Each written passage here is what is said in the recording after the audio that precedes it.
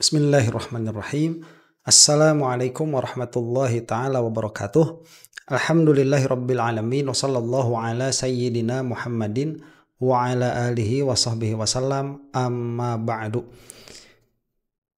Nubuat atau prediksi, dengan bahasa kasar kita sebut sebagai ramalan, akan terpecahnya Nahdlatul Ulama, kemudian terjadinya perang saudara di Indonesia, itu sudah lama sekali digaungkan oleh ulama-ulama kita, terkhusus ulama-ulama yang sudah wafat. Dan nubuat itu atau ramalan itu lama sekali tidak terjadi. Nah, sekarang itu sudah terjadi, sekarang kejadiannya. Dan memang saat itu terjadi, tidak ada yang bisa mengelakkannya. Jadi pada akhirnya nampaklah apa-apa yang tersimpan di dalam diri. Hasad akhirnya nampak, kebodohan akhirnya nampak, kemudian kemunafikan yang selama ini disembunyikan nampak. Sehingga fitnah yang ada itu sebetulnya dia tidak menambah perkara yang baru, tetapi hanya menampakkan perkara-perkara yang tadinya tidak nampak. Dan ini dari sebagian yang saya sesalkan ya, tatkala IMAD dengan clipping, bukan abal-abal ya, apa itu? Ya abal-abal lah kita katakan ya, tesis abal-abal. Dengan tesis abal-abalnya itu menjadi fitnah bagi orang-orang awam. Kemudian orang-orang awam ini mereka memiliki waktu dan tenaga untuk berbuat rusuh. Ini dibiarkan ya, oleh MUI tidak berbicara, ataupun kalau berbicara tidak tegas begitu ya. NU pun demikian. Jadi seolah-olah NU ini yang saya lihat dari kasus ini itu tidak mau berbicara tegas. NU ini sudah lama sekali membiarkan si IMAD berkata-kata seenaknya dari panggung ke panggung, menebar fitnah dan lain sebagainya. Kemudian dengan lambat baru mengatakan PUILS ini adalah organisasi yang sengaja dibuat untuk memecah belah. Setelah terjadi bentrokan pun itu hanya mengatakan jangan mengikuti begitu. Cuman di situ doang adanya, tanpa ada pembelaan secara lugas, secara tegas kepada para habaib. Ini yang disesalkan. Jadi habaibnya yang diserang, NU-nya tidak. Yang mana pada akhirnya terlihatlah di situ orang-orang yang memang ingin mendapatkan perhatian lebih daripada habaib. Dalam pengertian, tatkala habaib ini terkena fitnah, ada sebagian kelompok itu yang merasa diuntungkan karena jamaah mereka semakin banyak, kemudian malah dikatakan netral begitu ya. Ya sudah, kita netral, dua-duanya aja no begitu. Habib no, Imad pun no. Jadi diuntungkan. Akhirnya yang menang siapa? Yang menang ini pemecah belah umat. Yang mana seharusnya ini tidak terjadi. Nah, saya ingin meneruskan video saya mengenai Habib Rizik yang telah lalu. Itu bagian supaya kita ini bisa bersatu, karena bersatu secara mutlak itu agak susah begitu ya. Itu mungkin secara akal, tapi secara adat itu sulit sekali, karena bersatunya seluruh umat muslim mungkin nanti adanya di bawah panji Imam Mahdi. Nah, kalau sekarang yang paling mungkin dilaksanakan itu persatuan antara habaib dan ulama. Apalagi ada golongan habaib yang memang mereka itu ulama. Ini yang harus disatukan kembali dengan tegas, kebersatuan itu. Jadi harus seperti dulu lagi. Para ulama NU itu harus mengundang para habaib lagi. Para habaib harus mengundang juga para ulama NU lagi begitu ya. Yang sekarang dikasih stigma ulama pribumi itu kan. Nah, ini seharusnya terjadi kembali lagi begitu. Dan ini pernah dinubuatkan atau kita katakan diramalkan oleh Mbah Yai Hashim Muzadi. Kita akan lihat dulu videonya ya. NU ini milik aulia, milik habaib, dan milik ulama. NU sebagai organisasi hanyalah figuranya saja. Fotonya itu sebenarnya adalah aulia, ulama, dan para habaib. Jadi kalau NU berjuang meninggalkan aulia, baik yang masih hidup maupun yang sudah wafat, meninggalkan habaib, baik yang hidup maupun yang masih sudah wafat, berarti Nahdlatul Ulama kehilangan rohnya dan akan menuju ke tempat yang salah. Sebentar ya. Nah, ini kan ada dikotomi dulu nih antara NU dan habaib. Ada dikotomi dulu. Jadi NU itu organisasi, nggak ada orangnya. Kalau habaib itu orang, ulama juga orang. Nah, NU sebagai organisasi ini tidak boleh meninggalkan keduanya. Ulama tidak boleh ditinggalkan, habaib pun tidak boleh ditinggalkan. Yang mana habaib itu adalah nama umum bagi keturunan Nabi Muhammad SAW melalui Ba'alwi yang kita ketahui itu. Nah, saat mereka ini diserang, seharusnya NU ini mengeluarkan sikap yang tegas untuk membela mereka. Itu yang seharusnya terjadi. Jadi diundang kepada pengajian-pengajian, dijamin keamanannya, kemudian diberitakan dengan pemberitaan yang adil bahwa mereka itu benar adalah dzurriyyahnya Rasulullah SAW.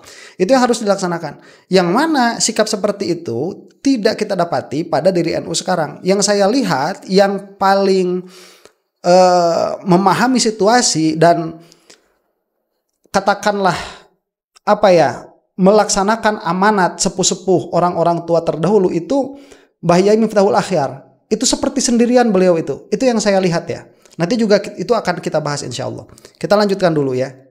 Hadirin hadirat para jamaah sekalian yang saya muliakan, hubungan ahli sunnati wal jamaah dengan para aulia, dengan para habaib bukan hanya hubungan sia-sia, tapi yang paling utama adalah hubungan diniyah. Orang-orang ahli sunnah sering membaca sholawat kepada junjungan kita Nabi besar Muhammad sallallahu alaihi wasallam, juga kepada ahli baitnya dan juga kepada zurriyatnya, wa ala alihi wa ashabih, bahwa orang ahli sunnah wal jamaah yang di dalamnya adalah orang Nahdlatul Ulama sering bahkan membiasakan diri dengan hukum mustahab supaya doa-doa menggunakan tawassul, baik tawassul kepada aulia salihin maupun kepada para habaibinal kiram. Ini ajaran. Oleh karenanya hubungannya dengan para aulia dan habaib bukan hubungan basa-basi, tapi ada kait-mengkait dengan thariqah, tata cara pelaksanaan syariat Nabi besar Nabi Muhammad SAW. Itu sudah sampai situ ya videonya yang saya dapati. Nah, dari penjelasan itu clear apa yang kita dapatkan, bahwa persatuan antara ulama dengan habaib ini, habaib itu baik dia yang ulama atau yang bukan ya, ini harus senantiasa dijaga. Nah, jika ini terjaga, maka Indonesia itu bisa dengan amat sangat lama berdirinya Indonesia itu. Kalau tidak, akhirnya Indonesia ini akan dikuasai oleh segelintir orang saja. Yang mana itu kita rasakan sekarang. Kalau tidak bisa melihat, saya rasa mata batinnya itu harus dikasih obat ya. Tidak bisa melihat itu. Nah, upaya pemecahan ini dari dulu sudah ada. Yang mana kalau Muhammadiyah itu sudah berlepas sedari dulu dari habaib itu. Muhammadiyah, Persis, kemudian organisasi yang lain ya. Setahu saya, entah tinggal beberapa ormas itu yang masih secara intens membangun silaturahim atau mencoba untuk menyatukan antara kiai dalam pengertian orang-orang yang memiliki ilmu dari bani manapun dengan Bani Ba'alwi secara khusus, dengan para habaib. Itu hanya segelintir organisasi saja yang kita dapati sekarang. Nah, usaha untuk memecah belahan itu diingatkan sedari dulu. Awas, hati-hati, diwanti-wanti. Sampai banyak sekali orang yang mewanti-wanti itu sudah wafat duluan. sebelum kejadiannya ini terjadi. Nah, si Imad laknatullah alaih barulah dia itu membuat dengan tahu betul bagaimana cara memecah belahnya, karena si Imad laknatullah alaih ini dia orang dalam. Ya, orang dalam dia itu pernah di FPI, kemudian di NU juga aktif. Dia itu tahu betul bagaimana untuk memprovokasi orang-orang awam untuk membenci salah satu di antara dua ini, habaib atau kiai. Yang mana isu pribumi ini dia lebih cocok dipakai untuk memfitnah para habaib. Nah, tatkala ini terjadi seolah-olah orang-orang yang seharusnya mendengarkan nasihat ulama-ulama terdahulu, yang mana seharusnya mereka itu merangkul dan menenggelamkan begitu ya dalam tanda petik si Imad dengan tesis abal-abalnya itu dan dengan organisasi laknatnya itu seharusnya dibicarakan secara tegas dan para habaib ini dirangkul, seharusnya seperti itu. Ini tidak terjadi begitu oleh orang-orang yang ada sekarang. Yang saya lihat adanya di mana? Di Bahyai Miftahul Akhyar. Jadi kalau misalkan orang-orang, coba kita lihat ya, seperti si Imad laknatullah alaih. Dia itu hampir setiap hari ada pembicaraan baru tentang nasab. Kemarin dia bilang libur, sudah mau berhenti. Tetapi pembicaraannya tentang nasab itu tidak pernah berhenti, terus menerus. Ada di podcast, kemudian ada lewat WA, kemudian ada lewat mukimat-mukimatnya itu diwawancara, itu terus menerus, yang mana ini adalah cara kerja informasi zaman sekarang. Itu menjadi di blow up, terus membesar dan isunya terus-terusan begitu tanpa ada counter narasi. Ini yang kita sayangkan. Padahal kalau retention yang sama itu ada dari organisasi Nahdlatul Ulama, misalkan ini dijadikan tema urgent nih, bahwa habaib ini adalah dzurriyyahnya Rasulullah SAW, dan itu memang adalah posisinya Ahlus Sunnah wal Jamaah. Sudah saya katakan Ahlus Sunnah wal Jamaah karena pola pikir Ahlus Sunnah wal Jamaah akan mengakibatkan ke sana, akan melazimkan kepada tetapnya Ba'alwi sebagai dzurriyyahnya Rasulullah SAW. Nah, ini adalah minimalnya timnya begitu, apalagi oleh kiai-kiai besarnya tanpa lelah mengatakan itu terus menerus. Ini akan mulai terimbangi. Lah masalahnya kiai-kiainya tidak berkata seperti itu. Itu yang saya dapatkan. Nah, sekarang kita akan lihat ya setali tiga uang dengan apa yang dikatakan oleh Habib Rizik dalam video part kedua dari apa yang sudah saya reaksi. Tentara belum lahir, ulama udah jihad, saudara, memerdekakan Indonesia. Loh, memang tentara itu lahir kapan? Lahir setelah kemerdekaan tahun 45, saudara. Tapi kiai-kiai pondok-pondok pesantrennya kita lihat, saudara. Kita lihat pondok pesantren Ahlus Sunnah wal Jamaah, salah satunya kita lihat, saudara, pondok pesantrennya Syekhuna Khalil Bangkalan di Madura, atau pondok pesantren Sidagiri, saudara. Itu Sidagiri aja umurnya udah hampir 300 tahun. Kita merdeka baru berapa tahun? 80 tahun. Pesantren umurnya udah ratusan tahun. Jadi duluanan mana Indonesia sama pesantren? Ayo jawab yang jujur, duluan mana Indonesia sama pesantren? Duluan mana Indonesia sama pesantren? Dulu kiai-kiai kita di berbagai daerah, saudara, siang buka kitab, ngajar umat. Malam angkat senjata gerilya. Mereka serbu itu posko-posko penjagaan penjajah Belanda, saudara, di mana-mana. Puncaknya, saudara, bagaimana para kiai kita, saudara, sepuh-sepuh kita, Hadratus Syekh Hasim Asy'ari, begitu juga putranya Kiai Haji Wahid Hasim, saudara, ditambah lagi kiai-kiai NU yang lainnya. Bagaimana puncaknya pada tanggal 10 November 1945, begitu Belanda balik numpang dengan tentara Inggris kembali ingin menjajah kita, saudara. Bagaimana, saudara, arek-arek Surabaya dari Jawa Timur, Jawa Tengah kumpul ke Surabaya di bawah pimpinan kiai. Mereka perang, mereka usir itu mereka yang coba menjajah Indonesia lagi, saudara. Takbir, Allahu Akbar, takbir, Allahu Akbar. Jadi saya mau tanya, jasa ulama besar tidak? Besar. Jasa santri besar tidak? Besar. Jasa pesantren besar Besar. tidak? Mereka tahu kekuatan ulama, saudara. Baik, ini poin sangat penting untuk menyadarkan kita. Betul yang dikatakan Habib Rizik ini. Tentara itu, TNI sekarang begitu ya, itu tidak memiliki andil saat kemerdekaan Indonesia lah belum ada TNI-nya. Yang ada itu ya orang-orangnya. Mungkin orang-orangnya itu mereka menjadi TNI setelah kemerdekaan ya. Jadi secara organisasi kan belum ada karena yang itu instansi yang dibentuk oleh pemerintah lah sebelum 45 belum ada. Di belakangnya itu banyak sekali pesantren-pesantren dan santri-santrinya di sana dan kiai-kiainya di sana, dan sejarah tidak bisa dihapus bahwa mereka lah yang memiliki andil besar dalam kemerdekaan negara Republik Indonesia. Itu bisa dilihat ya di catatan-catatan sejarah yang ada. Nah, sekarang itu banyak orang yang berusaha untuk menghilangkan hal ini. Misalkan ya di Jawa Barat kan, Deddy Mulyadi itu ingin mengembalikan kepada wiwitan, kepada Buhun ya, sampai mengatakan wiwitan di dalam tata ruang walungan kudu cayan begitu ya, sawah kudu sawah itu harus ada padinya, sawah kudu parean dan lain sebagainya. Ini adalah titik awal sebetulnya yang menjadikan sekarang kita banyak juga melihat di channel-channel YouTube itu yang sudah mulai kembali mengglorifikasi Sunda-Sunda Buhun. Mulai sekarang itu pintunya dibuka oleh Deddy Mulyadi. Kemudian yang kejawen ya, yang kejawen itu yang berkumpul sekarang di PWILS. Itu pun sama, mereka itu ingin mengembalikan terlalu jauh. Padahal kalau kita mau, yang mana ini sebetulnya tidak urgent juga untuk dibahas. Kalau kita mau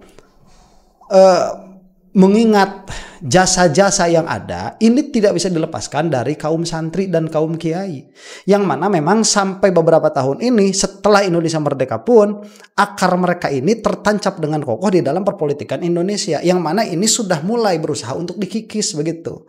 Nah, ini yang berusaha diingatkan oleh Habib Rizik. Memang mau tidak mau ya, akhir zaman, mau tidak mau ini pasti sedikit-sedikit akan terurai persatuan ini, dia akan melemah mau tidak mau, karena sekarang itu banyak sekali perkara-perkara yang menjadikan kita ini tidak bersatu, dari mulai tuntutan hidup, kemudian tuntutan ekonomi, kemudian rasa iri dengki, hasad satu alim dengan alim yang lain, kemudian tidak ada kesabaran untuk menunggu giliran masyhur dan lain sebagainya. Ini terjadi mau tidak mau. Mau bagaimana lagi? Makanya ini diingatkan terus. Ya, fardu kifayahnya sudah di situ. Habib Rizik itu diingatkan terus. Kalau sudah diingatkan, kemudian orang-orang masih seperti itu, ya urusan kan. Begitu. Ya, kalau misalkan sekarang kekuatan kiai dan santri dan para habaib ini semakin melemah, semakin sini semakin melemah. Pertanyaan saya, yang menang siapa? Nah, itu kan jelas kalau misalkan kita mau dilihat taksim begitu ya, pembagian peta politik di Indonesia itu, tatkala kelompok santri dan kelompok kiai ini semakin melemah di dalam perpolitikan di Indonesia, siapa yang menang? Ya sudah, makanya ekonomi makin sini makin buruk, begitu kebijakan makin sini semakin tidak berpihak kepada rakyat. Kemudian kekayaan negara berputar di segelintir individu saja. Ya sudah, itu sudah memang konsekuensinya. Dan orang yang seperti Habib Rizik ini harus ada demi kesehatan demokrasi kita. Makanya oligarki busuk mempelajari ini bagaimana sih supaya umat Islam bisa dikuasai. Ini bagaimana sih supaya umat Islam ini nggak tunduk sama ulama. Diadu dulu. Kiai sama kiai diadu, Habib sama Habib diadu, Habib sama kiai diadu. Tadi beliau sudah sampaikan, saudara, memang oligarki ini nggak suka sama habaib sama kiai. Kenapa? Karena habaib dan kiai, saudara, bagi mereka merupakan ancaman. Kenapa dianggap ancaman? Karena memiliki umat yang banyak, saudara, di berbagai daerah. Kalau orang baik melihat ulama yang punya umat banyak, senang, bahagia. Tapi kalau orang jahat, mereka lihat ini ancaman, ini bahaya, ini mesti dihancurkan, ini nggak boleh bersatu. Nah, maka itu jangan kaget. Saudara, sekarang kita sama kita diadu, betul? Betul. Nah, sekarang saya mau tanya, hari ini luar biasa. Saya hadir di tempatnya Al-Muhtaram Al-Mukarram Kiai Ahmad hafizahullah ta'ala wa ra'ah. Amin. Pamartallahu bituli hayatih. Amin. Wa nafa'ana bi ulumih. Amin. Fid dini wa dunya wal akhirah. Amin ya rabbal. Amin ya rabbal alamin. Luar biasa hari ini, saudara. Saya takjub, saya bersyukur kepada Allah dan gembira. Ini di acara daripada Kiai Ahmad. Sebentar ya. Nah, tadi juga poin menarik juga yang disampaikan oleh Habib Rizik itu, bahwa para ulama yang memiliki masa yang besar itu dia ditakuti oleh segelintir orang, terutama oleh oligarki. Memang ya, oligarki ini tatkala mereka mau mengumpulkan massa, mereka harus bayar karena tidak ada ikatan mahabbah, tidak ada ikatan cinta, tidak ada. Ikatannya itu ikatan uang, ikatan yang sangat pragmatis sekali ya, duniawiyah lah kita katakan demikian. Ada duitnya mereka mau kumpul, nggak ada duitnya nggak bisa. Makanya di internet juga banyak buzzer-buzzernya itu yang timbul secara organik itu sangat sulit sekali, sangat susah sekali dari oligarki. Makanya mereka itu harus menggelontorkan uang yang banyak, yang mana saya memiliki informasi yang tidak bisa saya konfirmasi sumbernya dulu karena ini bersifat rahasia begitu ya. Ada sejumlah uang itu sampai triliun untuk menggulirkan isu ini begitu, ada tuh. Entah mana yang jadi bagian, saya tidak menyebutkan begitu ya, itu uangnya dari siapa, kemudian kemana, apakah orang yang di dalamnya itu secara langsung atau tidak langsung menikmati hal itu, apakah ini untuk algoritma dan lain sebagainya. Saya tidak mau menyebutkan hal itu karena itu tidak boleh begitu ya, jelek. Cuman ada tuh informasinya, ada informasi seperti itu triliunan yang berputar di sinilah, saya katakan demikian ya, yang berputar pada isu ini sampai golnya tembus. Apa golnya? Ya jawab sendiri begitu apa golnya. Saya tidak mau nyebut. Cuman ala kulli hal ini terjadi sekarang. Nah, beda dengan para habaib, para kiai, mereka itu dicintai begitu, dicintai dengan ketulusan. Ini adalah hubbun fiddin, ini adalah cinta di dalam agama. Makanya para kiai itu tidak perlu mengeluarkan uang banyak-banyak untuk mengumpulkan massa, itu nggak perlu, tinggal bilang aja besok saya mau hadir di sini. Otomatis muhibbin itu bersatu. Ya muhibbin itu bukan hanya kepada habaib saja ya, termasuk juga kepada para kiai yang bukan habib. Nah ini terjadi. Nah ini menjadikan ada kecemburuan begitu. Karena dari banyaknya massa di situ bisa terjadi ada kekuatan politik. Dari kekuatan politik ini akan mempengaruhi kepada kebijakan. Kebijakan ini akan mempengaruhi kemana sumber daya yang ada di Indonesia ini mengalir. Itu yang harus dipertimbangkan oleh oligarki. Kalau oleh kita ya, oleh para santri, oleh para ulama, yang difikirkan itu bukan hanya semata-mata SDM. Itu mah perkara duniawi ya. Ini yang kita pikirkan itu masalah akhiratnya. Bagaimana tauhid itu supaya baik, bagaimana supaya orang awam itu sadar akan keawamannya, bagaimana orang yang alim itu sadar akan kealimannya, kemudian bagaimana hukum-hukum syariat ini semaksimal mungkin bisa diterapkan di dalam undang-undang yang kita pakai di dalam negara Pancasila yang ada sekarang. Itu yang dipikirkan oleh para ulama. Jadi sudah lain permasalahannya, yang mana para ulama pun sudah bercampur juga. Ada ulama-ulama yang memang cuman kedok ulama, ada ulama-ulama yang memang betul alim. Inilah sulitnya begitu. Makanya pada akhirnya ya kita berlindung kepada Allah Subhanahu wa taala, minimalnya kita secara pribadi, secara individu, agar diselamatkan dari fitnah yang amat sangat besar ini. Ini yang hadir kiainya ada ratusan, habibnya juga banyak, saudara.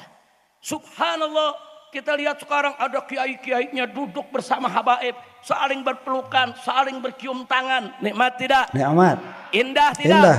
Saya mau tanya, kiai ame kiai, habib mah habib, duduk semua bareng bersama, indah tidak? Indah. Bagus tidak? Bagus. Dukung tidak? Dukung. Setuju tidak? Setuju. Takbir. Allahu Akbar. Muncul orang-orang yang gak jelas mau diadu domba ame Habib. Yeah. Akhir zaman. Makanya Ki Ahmad ini, saudara, dari beliau punya ayah, kakek dan seterusnya, ini ahlus sunnah sejati. Ciri ahlus sunnah apa sih? Cinta kepada Allah dan Rasulnya, cinta kepada keluarga Nabi, dan cinta kepada semua para sahabat Nabi, saudara, dan cinta kepada para ulama. Itu diantara ciri ahlus sunnah wal jamaah. Oke. Kalau kelompok seiman ini masih ahlus sunnah wal jamaah, tidak bisa memusuhi habaib, itu tidak bisa. Oke lah, para habaib ini bukan dulunya Rasulullah SAW. Oke, kalau kita musalamah begitu. Tapi kan mereka juga masih ulama. Banyak dari mereka yang masih alim begitu. Mereka itu ahlus sunnah wal jamaah, Asy'ariyah Maturidiyah di dalam akidah, kemudian madhabnya Syafi'i mereka itu. Di dalam tasawufnya juga jelas. Ya misalkan nanti kesananya ada yang Alawiyin, nggak jadi masalah kan, itu masih Ahlus Sunnah juga. Jadi kalau misalkan kamu tidak bisa mencintai mereka karena mereka itu bukan dzurriyyahnya Rasulullah SAW, kenapa kamu tidak bisa mencintai mereka karena keadaan mereka sebagai ulama? Hei mukimat begitu, kenapa tidak bisa seperti itu? Nah ini yang kita sayangkan, makanya kita melihat dengan jelas di sini ada upaya untuk memecah belahan. Yang mana alhamdulillah kita lihat sekarang misalkan ya Habib Rizik misalkan diantaranya yang sedang kita tonton ini, yang sedang kita lihat ini masih bisa satu panggung dengan ulama yang katakanlah di situ pribumi 5 tahun 10 tahun ke depan, apakah akan masih terlihat pemandangan seperti ini? Ini yang dikhawatirkan begitu. Kalau misalkan terus menerus PWILS ini diberikan ruang untuk bergerak, karena mereka itu orang-orang yang berani melanggar hukum, kemudian tidak ada tindakan hukum yang membuat mereka jerak. Itu PWI itu. Masa ada sekelompok orang bergerombol membawa pentungan datang ke sebuah acara yang mana acara itu bukan acara yang mereka buat, kemudian mendekat ke acara itu, kemudian menyerang acara tersebut, dan setelah itu selesai masih ada orang yang bisa menyalahkan FPI itu, masih ada orang yang bisa menyalahkan Habib Rizik. Repot ini, gimana logikanya? Logika common sense ini sudah tidak jalan, logika hukumnya sudah tidak jalan. Kita lihat kemarin juga ada PWILS, orang lagi pengajian secara pribadi, itu adalah pengajian secara undangan. Tiba-tiba ada orang tidak diundang, teriak-teriak di luar rumah, kemudian dipersilahkan masuk, kemudian berbicara tanpa adab. Gaweannya siapa itu? Kerjanya siapa? Kerjanya PWILS itu udah pakai baju PWILS jelas sekali. Dan ini tidak ada konsekuensi hukumnya. Kan repot kalau seperti ini. Adapun apakah nanti kalau misalkan sampai, dan mudah-mudahan tidak sampai terjadi, kalau misalkan sampai FPI ini berlaku dengan perlakuan yang sama kepada PWILS, apakah kebal hukum itu akan terjadi juga kepada FPI? Yang mana itu tidak berani dilakukan oleh FPI. Kenapa? Karena mereka tahu hukum kepada mereka itu tajam, hukum kepada PWILS itu tidak tajam. Ini kok bisa seperti ini? Kenapa? Itu kan menjadi pertanyaan sebetulnya. Yang mana kita sebagai masyarakat, sebagai rakyat, saya tidak masuk ke kemanapun, FPI saya nggak masuk, PWI juga saya nggak masuk. Tapi saya cukup memiliki common sense. Saya cukup memiliki pegangan Asy'ariyah Maturidiyah. Saya cukup memiliki pegangan ilmu mantik yang dipakai oleh Ahlussunnah wal Jamaah untuk menilai permasalahan yang terjadi sekarang antara FPI dan PWILS, antara si Imad laknatullah alaih dengan keroncok-keronconya itu, dengan teman-temannya itu, dengan para habaib. Dan bagaimana NU ini tidak merespon dengan respons yang responsif, dengan respon yang seharusnya, dengan respon yang adil, dengan respon yang mana seharusnya respon itu melanjutkan amanahnya para ulama terdahulu. Yang mana kita lihat sekarang di sini yang memperjuangkan agar para ulama dan habaib bersatu itu Habib Rizik. Meneruskan perkataan sama, coba isi perkataan Habib Rizik itu dengan isi perkataan Mbah Yai Hasyim Muzadi tadi yang kita lihat sebelumnya. Dan kalau orang tua kita itu sekarang dibangkitkan kembali, dihidupkan kembali, coba akan di mana mereka itu posisinya? Masa nggak jelas? Makanya tadi jangan sampai meninggalkan aulia Allah, baik yang masih hidup ataupun yang sudah wafat. Demikian. Kalau ada yang masih mau lanjut, komentar di bawah. Wallahu ta'ala a'lam bishawab. Semoga video ini ada manfaatnya. Assalamualaikum warahmatullahi ta'ala wabarakatuh.